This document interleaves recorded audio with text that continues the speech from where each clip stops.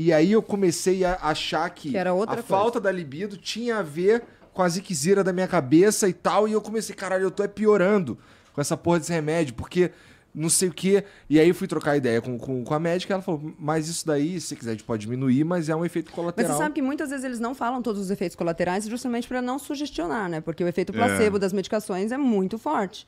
Então, pode ser que ela te fale... Não é um padrão, mas pode ser que tenha coisas que ela não te fala justamente porque no minuto que você ficar sabendo, daquele troço acaba acontecendo. E nesse Pra lance... mim, eu entendo, faz todo sentido. É que pra mim é o contrário. Tá. Pra mim, se eu não souber que aquilo ali se acontecer e eu não souber, me fudeu, mano. Porque... E agora, eu sempre acho que eu tô maluco, entendeu? Não, e fora que do ponto de vista bioético tem que falar. É. Tem que falar, precisa falar. O paciente tem que saber absolutamente todas as implicações de todo tipo de tratamento que ele está fazendo. Então, mas deixa eu contar uma história interessante do que você acabou de falar e vieram com essa resposta profissional quando eu contei essa história. Eu não sei se eu contei essa história para você. Olha o que aconteceu. A minha mãe, que é justamente ao contrário disso, né? Ela, até hoje eu não sei exatamente o que minha mãe teve. Ela teve uma infecção generalizada, trocaram todo o sangue dela, isso em 74, 78, alguma coisa assim.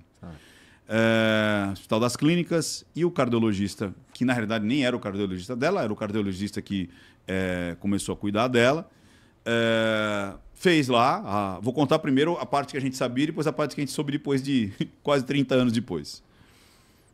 Aí suturava, estourava, suturava, estourava. Minha mãe nem sabia que ela tinha uma safena. Eita. Porra, não, tô dizendo, ela fez a safena. Tipo assim, ninguém falava disso. Em 70 e pouco, quem falava de safena? Ela falou assim, não entendi porque cortaram aqui minha coxa. Aí pegaram, fizeram uma safena nela, tal, acho que uma ou duas safenas, o coração todo fudido tal, e sobreviveu.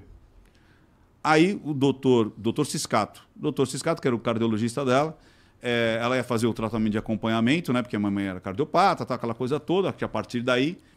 E eu lembro que algumas vezes eu ia com ela, meu pai, e aí falava assim, e aí, gatona, como é que você tá, minha mãe? É porque eu tô... tá nada, você não tem nada, olha aqui, tal.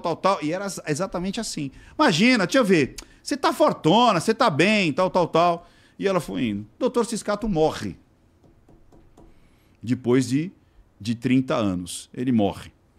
Ele dá a carteira dele para os alunos dele. Imagina, os alunos lá de trás já eram coroa, porque imagina, 30 anos, o cara com 20 e pouco, já estava com 50 e pouco, e minha mãe vai se consultar com esse médico. Eu sei o nome dele, mas não vou falar. Aí ela entra, né? E aí ele fala assim, Dona Zilda Ventura, a senhora é paciente do Ciscato? Você foi aquela que em 74 fez uma safena assim? A senhora tá viva? Caralho. A senhora foi estudo de caso. A gente dava 6 meses pra senhora. Imagina. Que isso? Cara, depois dali minha mãe foi fazendo assim, ó. Definhando. O cara sustentou a vida da minha mãe só no blá, cara. Quando ela soube de fato que ela tinha, que era extremamente perigoso e blá, blá, blá, foi pipocando tudo dentro dela, cara. Ela foi definhando, cara. Por justamente saber as coisas que talvez ela não precisaria saber. Mas aí do ponto de vista generalizado, o grande negócio é que não dá para apostar nisso com todo mundo, né? Então por isso que não é um protocolo. Não é um protocolo, né? Exatamente. É o que responderam para mim, que alguma vez eu contei, aí foram lá falar, mas o correto seria mostrar. Mas ele fez levou ela todos esses Porque você anos... concorda que também, que bom que deu certo enquanto ele fez, mas ele também poderia ter tido outro tipo de abordagem desde o começo. Se desde o começo ele pudesse contar para ela o que ela tinha e ao mesmo tempo ir desmistificando essa coisa para ela, dizendo que não havia... exatamente. Então, e o grande problema disso é que nessa opção que eu tô dando, que eu tô falando que não costuma acontecer, a gente está trabalhando com a verdade dos fatos.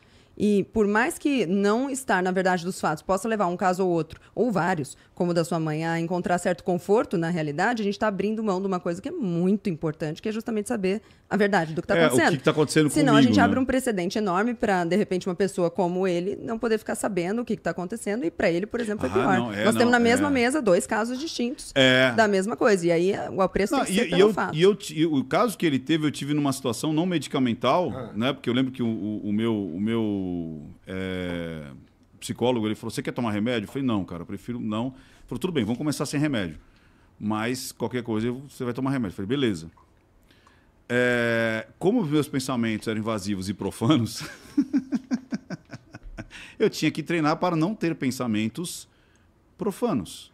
O Murilo me contou também que ele tinha um estoque, uns pensamentos profanos. Ele podia ver uma imagem. Entendeu? E aí, nisso, eu também, além dos pensamentos profanos, eu tinha que começar a controlar a minha ligação de pensamentos pornográficos. Você está entendendo? E eu comecei a não ter libido.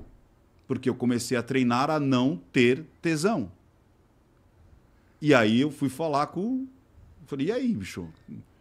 Aí ele falou, cara, isso é um efeito colateral. Agora vamos consertar isso aí. Tomar um melzinho, né? E aí, não, então, aí ele falou, você quer? Eu falei, não quero. Aí conversei em casa, falei, tá acontecendo isso.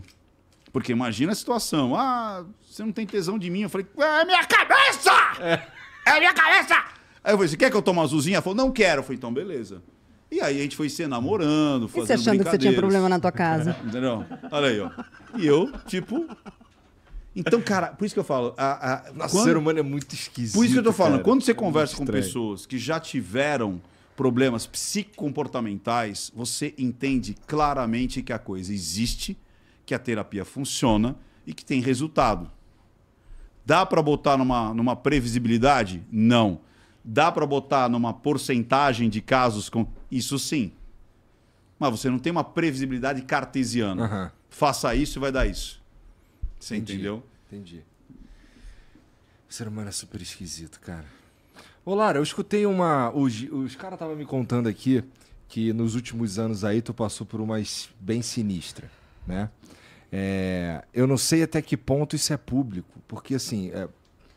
Me desculpa, mas eu não tenho muito interesse na vida pessoal das pessoas. Eu gosto assim. Assim que é bom. Mas assim, esse assunto tudo tem a ver com... Por que eu acho que ele é interessante? Porque, pelo que eu fiquei sabendo, e aí tu me corrige, tu separou e o cara meio que levou a porra toda. E aí tu ficou meio fodida. E aí você se reconstruiu e você tá aqui de novo. Não é legal? Sabe? Então, essa parte é muito legal pra mim. Tá. E então, o que você pode me contar do que aconteceu nisso daí e